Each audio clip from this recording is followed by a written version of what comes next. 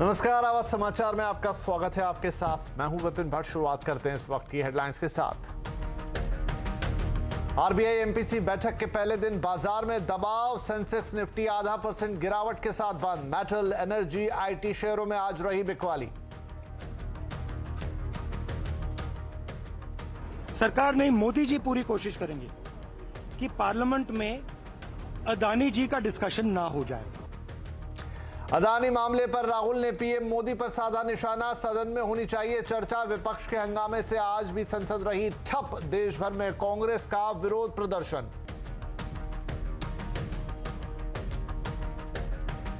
24 में भारतीय जनता पार्टी 2019 से ज्यादा सीटें यहां पाएगी और बेहतर परिणाम देगी।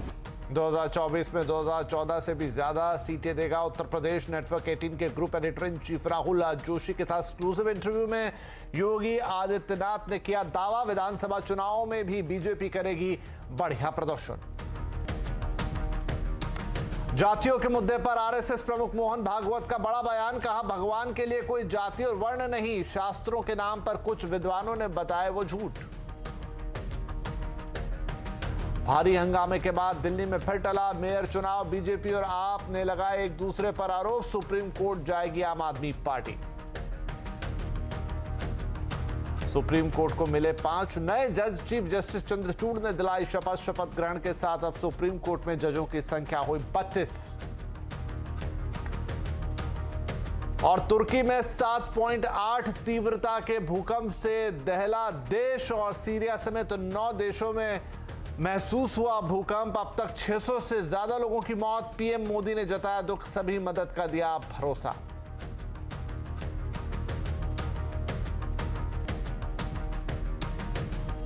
और अब खबरें विस्तार के साथ। अडानी ग्रुप पर हिंडनबर्ग रिसर्च की रिपोर्ट को लेकर संसद के दोनों सदनों में आज भी जबरदस्त हंगामा हुआ। हंगामे की वजह से लोकसभा और राज्यसभा की कार्रवाई को पहले 2 बजे तक के लिए स्थगित किया गया। बाद में दोनों सदनों को कल तक के लिए स्थगित कर दिया गया। सदन की कार्रवाई शुरू होने से पहले विपक्षी सांसदों ने अडानी ग्रुप के मामले को लेकर संसद परिसर में गांधी प्रतिमा के सामने विरोध किया।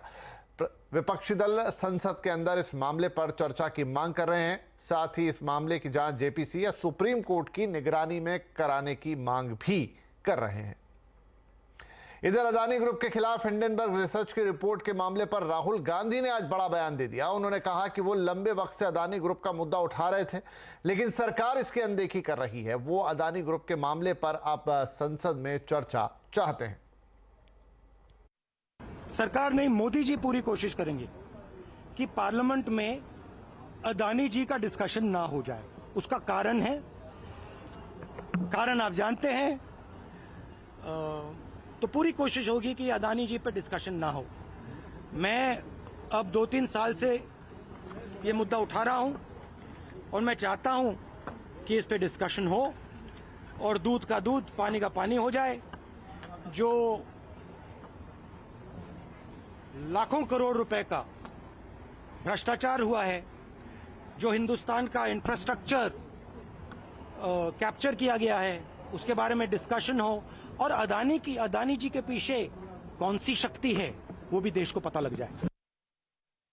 मध्यम वर्ग और निम्न वर्ग वो सब चिंतित है और सरकार पर्दा डालने की कोशिश कर रही है।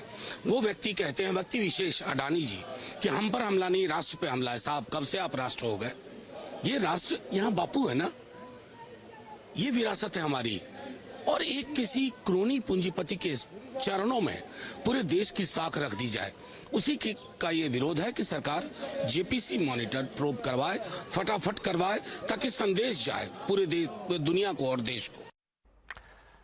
इधर बीजेपी का कहना है कि विपक्ष के पास कोई मुद्दा नहीं है और वो संसद में चर्चा से भाग रहा है। आपको जो मुद्दा उठाना, अडानी हो, अंबानी हो, टाटा हो, बिरला, जो उठाना हो आप उठाइए ना। आप प्रेसिडेंशियल एड्रेस में तो डिबेट में भाग लेकर अपनी बात बोल सकते हैं, लेकिन इन लोगों के पास कोई मुद्दा नहीं है, इसलिए हाउस को उन्होंने एडजर्न करा दिया। तो अपनी बात कहने से ये लोग वंचित हो रहे हैं और हाउस को अनावश्यक जो है और डिस्टर्ब कर रहे हैं। इधर अडानी ग्रुप के खिलाफ हिंडनबर्ग रिसर्च की रिपोर्ट को लेकर कांग्रेस देश भर में मोर्चा खोल रही है। आज इस मामले को लेकर कांग्रेस ने कार्यकर्ताओं ने देश भर में प्रदर्शन किया। कांग्रेस कार्यकर्ताओं ने एसबीआई और एलआईसी के दफ्तरों के सामने विरोध प्रदर्शन किया। दिल्ली, महाराष्ट्र, हैदराबाद, चेन्नई, जम्मू कश्मीर समेत देश भर के अन्य हिस्सों में भी विरोध प्रदर्शन देखने को मिले हैं। चलिए इस खबर पर हम और बातचीत करते हैं। हमारे साथ जुड़ गए हमारे economic policy editor Lakshman Roy. तो लक्ष्मण, संसद की कार्रवाई आज भी हंगामे की भेंट चढ़ गई। कांग्रेस पूरे देश भर में विरोध प्रदर्शन कर रही है, विपक्ष लामबंद होता हुआ दिखाई दे रहा है सरकार के खिलाफ। राहुल गांधी अब और खुलकर बोल रहे हैं। क्या सब गहमा गहमी रही आज राजनीतिक गलियारों में? दरअसल आज सुबह से ही विपक्षी पार्टी के तेवर काफी तीखे थे और संसद की कार्रवाई से पहले ही गांधी जी की प्रतिमा जो संसद भवन परिसर में है वहां पे धरना प्रदर्शन किया और अदानी मामले पर ज्वाइंट पार्लियामेंट्री कमेटी यानी जेपीसी से जांच कराने की मांग की। और जब सदन की कार्रवाई शुरू हुई तो विपक्षी सांसद, खासतौर से कांग्रेसी सांसद, काफी ज्यादा हंगामा करने लग गए। स्थिति यह थी कि कोई कामकाज कर पाना मुमकिन नहीं था, लिहाजा सदन को बार बार स्थगित करना पड़ा और आखिरकार कल तक के लिए सदन को स्थगित कर दिया गया है। इस बीच सुबह ही मल्लिकार्जुन खड़गे जो कि कांग्रेस के वरिष्ठ नेता है, विपक्ष के नेता हैं, उनकी अगुवाई में विपक्षी पार्टियों ने बैठक भी की और सरकार को घेरने की रणनीति बनाई। लेकिन जब सदन नहीं चल पा रहा था तो लोक संसदीय कार्य मंत्री ने बीच में अपील भी की कि विपक्षी पार्टी चाहे तो किसी भी मुद्दे पर अपनी बात रख सकते हैं, बजट पर चर्चा करने दीजिए, चर्चा के दौरान, धन्यवाद के दौरान आप चाहें तो अपनी बात किसी भी मुद्दे पर रख सकते हैं। लेकिन विपक्षी पार्टी इससे तैयार नहीं हुए, इससे सहमत नहीं हुए। हालांकि लोकसभा स्पीकर ने भी विपक्षी पार्टियों के सांसदों के साथ बैठक की, वो भी बैठक का बहुत कुछ नतीजा निकला नहीं। और जैसे जैसे दिन ढलते गया उसके बाद ये पूरा मामला ट्विटर वॉर पर निकलकर सामने आ गया। कांग्रेस के वरिष्ठ नेता जयराम रमेश ने साफ तौर से कहा कि सरकार जो है इस पूरे मामले पर बहस से भाग रही है और हम अदानी के हैं कौन, इस शीर्षक के तहत सरकार से 3 सवाल भी पूछे। और इसके जवाब में प्रहलाद जोशी जो कि संसदीय कार्य मंत्री हैं, उन्होंने भी पलटवार किया ट्विटर पे ही और कहा कि कांग्रेस जो है सदन चलाने देना नहीं चाहती है, क्योंकि सदन चलेगा तो बजट की प्रशंसा होगी और कांग्रेस नहीं चाहती कि बजट की प्रशंसा हो। तो इस ट्विटर वॉर के साथ ही आज दिन भर काफी गहमागहमी रही, संसद के बाहर भी, संसद के भीतर भी, लेकिन संसद चल नहीं पाया। चलिए बहुत शुक्रिया लक्ष्मण। तो संसद को आज हंगामे के चलते एक बार फिर कल तक के लिए स्थगित होना पड़ा। चलिए अब आगे बढ़ते हैं और बात कर लेते हैं बाजार की, जहां पर एमपीसी बैठक के पहले दिन बाजार में एक दबाव देखने को मिला। सेंसेक्स निफ्टी आज करीब 0.5% गिरावट के साथ बंद हुए। सेंसेक्स 335 अंक गिरा तो निफ्टी 60,506 पर जाके टिका है। अब माफ कीजिए, यहां पर 17,765 पर बंद हुआ। आज सबसे ज्यादा बिकवाली हमने देखी मेटल, एनर्जी और आईटी शेयरों में। इधर मिड कैप और स्मॉल कैप इंडेक्स बढ़त पे बंद होने में हालांकि कामयाब रह गए। तो चलिए बाजार की इस चाल को समझते हैं। हमारे साथ है हमारे सहयोगी सुमित मेहरोत्रा। तो सुमित, आज सबसे ज्यादा एक्शन पैक कहां देखने को मिला? देखिए आज फ्रंट लाइन इंडेक्स तो आपको कमजोरी दिखाई पड़ेगा, लेकिन आज अगर ब्रॉडर मार्केट्स के ऊपर नजर डालेंगे तो बेहतर साइड पे वो आंकड़े थे। तो मिड कैप तेजी में था, स्मॉल कैप तेजी में था, जिसके दम पे मार्केट्स में खरीदारी देखने को मिली। लेकिन अगर इंडिविजुअली स्टॉक स्पेसिफिक स्टोरीज की बात की जाए तो आज निफ्टी के टॉप गेनर्स में अदानी पोर्ट 9.5% की बढ़िया तेजी शॉर्ट कवरिंग के दम पे यहाँ पे आते हुए दिखाई पड़ी। इंडसइंड बैंक 2.5% का उछाल, बीपीसीएल 2% ऊपर, अपोलो हॉस्पिटल करीब 1.5% की तेजी यहाँ आते हुए दिखाई पड़ी। निफ्टी लूजर्स में आज डीवी स्लैब प्रेशर में लगातार प्रिवेल कर रहा है, 3.5% नीचे, जेएसडब्ल्यू स्टील 3% नीचे, इंडाल्को 2.5% नीचे और टाटा स्टील करीब 2.5% बिकवाली यहाँ आते हुए दिखाई पड़ी। मिड कैप गेनर्स में आज लीड कर रहा था वोडाफोन आइडिया, पॉजिटिव खबर, उसके बाद 20% का उछाल। जाइडस लाइफ 8.5% ऊपर, एम&एम फाइनेंशियल 7.5% ऊपर और सोना बीएलडब्ल्यू 6% के आसपास की तेजी यहां बनते हुए दिखाई पड़ी। मिड कैप लूजर्स की अगर बात की जाए तो अदानी विल्मर लगातार लोअर सर्किट में, जीएसपीएल 4.5% नीचे, राजेश एक्सपोर्ट 3.5% नीचे और रिलैक्सो नंबर्स के बाद 3.5% के आसपास की बिकवाली यहां आते हुए दिखाई पड़ी। इसके अलावा आज जो शॉर्ट कवरिंग थी वो कुछ सिलेक्टिव एफ&ओ के शेयर जो अदानी ग्रुप के थे वहां पर आते हुए दिखाई पड़ी, लेकिन लास्ट आवर में थोड़ी बहुत खरीदारी कैश मार्केट शेयरों में भी देखने को मिली। जी सुमित, बहुत शुक्रिया इस मार्केट अपडेट के लिए। महंगाई कंट्रोल में है, यह कहना है वित्त मंत्री निर्मला सीतारमण का। नेटवर्क 18 ग्रुप के editor in chief Rahul Joshi के साथ एक्सक्लूसिव इंटरव्यू में वित्त मंत्री ने कहा कि ब्याज दरों में ज्यादा बढ़ोतरी की गुंजाइश नहीं दिखती है, हालांकि फैसला आरबीआई को ही लेना है।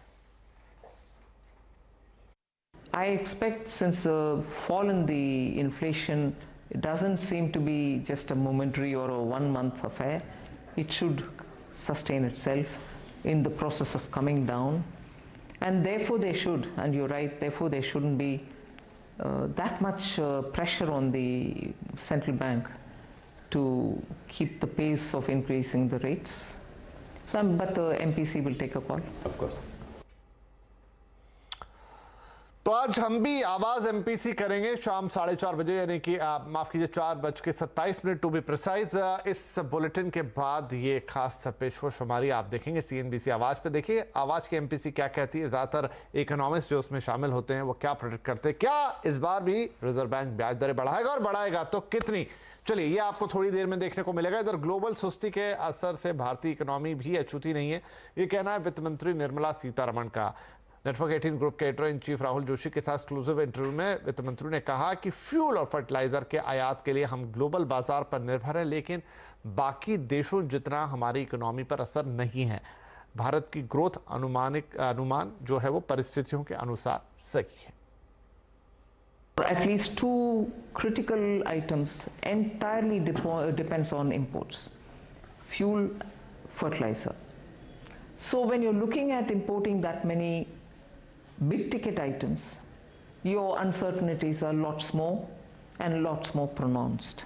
But even provisioning for that and building a budget, we have definitely ensured that we will be not as much be affected by such uncertainties as would any other country be. And therefore the numbers that we've given for the growth is very realistic. प्रधानमंत्री नरेंद्र मोदी ने आज बंगलुरु में India energy week का उद्घाटन किया। इस दौरान प्रधानमंत्री ने E20 ईंधन की शुरुआत की, साथ ही इंडियन ऑयल में ट्विन कुकटॉप मॉडल को भी उन्होंने जनता के सामने पेश किया, उसका उद्घाटन किया। पीएम मोदी ने कहा कि भारत तेजी से बढ़ती अर्थव्यवस्था है, मंदी के दौर में भी भारत ब्राइट स्पॉट की तरह उभरा है। एनर्जी सेक्टर के बारे में बात करते हुए उन्होंने कहा कि देश में एनर्जी सेक्टर का विस्तार तेजी से हो रहा है, जिसमें निवेश की संभावनाएं बढ़ी हैं। एनर्जी सेक्टर के स्टेक होल्डर्स के लिए भारत नई अपॉर्चुनिटीज लेकर के आया है। आज ग्लोबल ऑयल डिमांड में भारत की हिस्सेदारी 5% के आसपास है, लेकिन इसके 11% तक पहुंचने की उम्मीद है।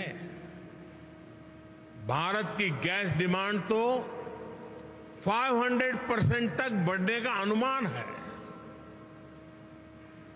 हमारा विस्तार ले रहा एनर्जी सेक्टर भारत में इन्वेस्टमेंट और कोलैबोरेशन के नए अवसर बना रहा है।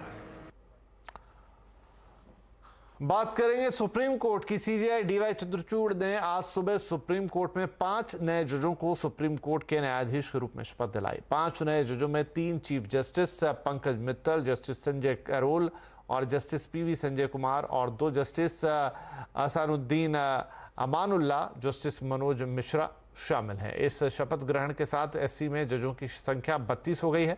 बता दें कि सुप्रीम कोर्ट की सख्ती के बाद 4 फरवरी को केंद्र ने शीर्ष कोर्ट में 5 जजों की नियुक्ति को मंजूरी दे दी थी। दिल्ली में एमसीडी के चुनाव को 2 महीने से ज्यादा हो चुके हैं, लेकिन एमसीडी को मेयर अभी तक नहीं मिल पाया है। दिल्ली में हंगामे के बीच मेयर का चुनाव आज भी एक बार फिर से टल गया। हंगामे के बाद सदन की कार्रवाई फिर से स्थगित कर दी गई।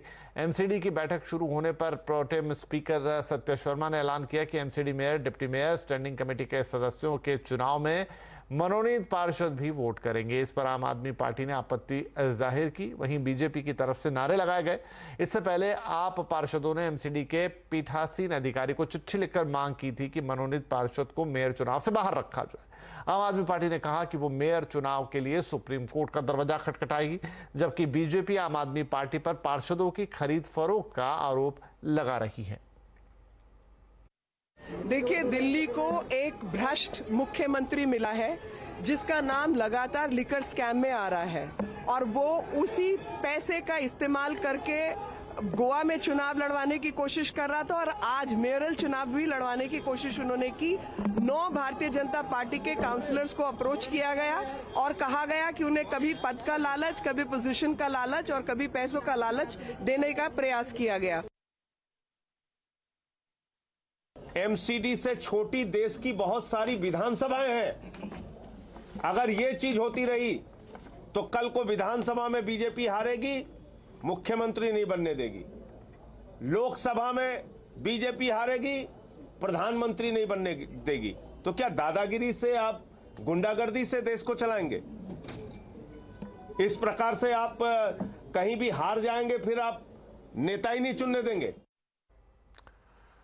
चलिए यहां पर खबरों में हम लेंगे एक छोटा सा ब्रेक, लेकिन ब्रेक के उस पार कुछ और अहम खबरें।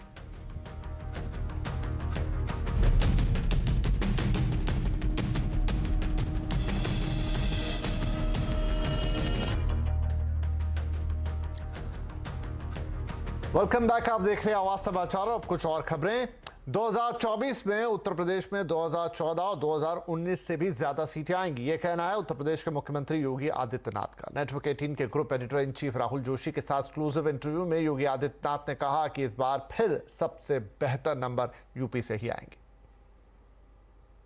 2014 में 71 सीट लेकर बीजेपी यहां आई थी, 2019 में 63 सीट, 2024 में आप कितनी सीट देखते हैं?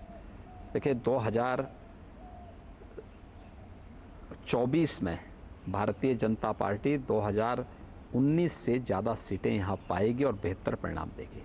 2014 की 71 सीट का रिकॉर्ड ब्रेक कर सकती है? मैंने कहा ना, बेहतर परिणाम हम यूपी से देंगे। अच्छा, तो ये कैसे आपको लगता है? मान लीजिए कि सारी पार्टियां साथ एकजुट हो जाएं और एक ही कैंडिडेट आपके खिलाफ खड़ा करें तो क्या होगा? ये 19 में हो चुका है, ऐसा है नहीं कि कोई नया हो रहा है, 19 में सब हो चुका है, ये सारा प्रयोग हो चुके हैं यूपी में।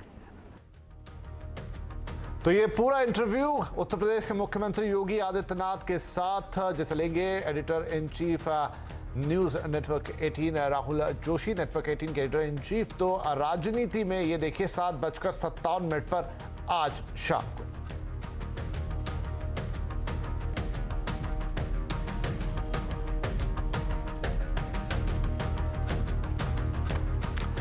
और अब रुक करेंगे कुछ अंतर्राष्ट्रीय खबरों का। सुबह तुर्की, सीरिया, लेबनान और इजराइल में आए भारी भूकंप ने तबाही मचा के रख दी है, जिसमें 500 से ज्यादा लोगों की मौत की खबर है। वहीं 3,500 लोगों के घायल होने की भी खबरें हैं।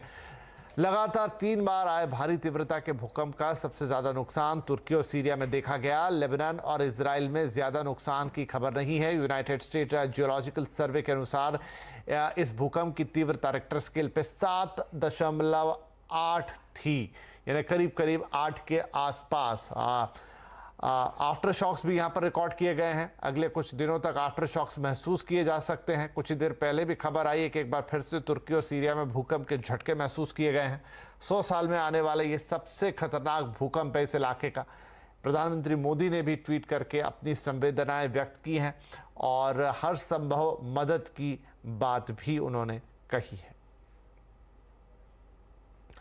संगीत जगत का सबसे बड़ा ग्रैमी अवार्ड एक बार फिर उसमें भारत का डंका बजा है। भारत के रिकी केस को तीसरी बार ग्रैमी अवार्ड से सम्मानित किया गया है। रिकी को यह अवार्ड उनकी एल्बम डिवाइन टाइड्स के लिए दिया गया है। रिकी केस के एल्बम को सर्वश्रेष्ठ इमर्सिव ऑडियो एल्बम कैटेगरी में नॉमिनेट किया गया था।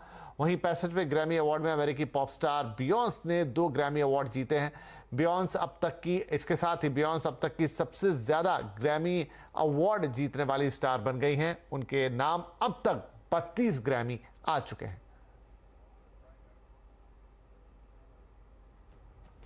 तो इस बुलेटिन में फिलहाल इतना ही, लेकिन ब्रेक के बाद आपके लिए लेकर आएंगे आवाज एमपीसी। जरूर देखिए इस छोटे से ब्रेक के बाद।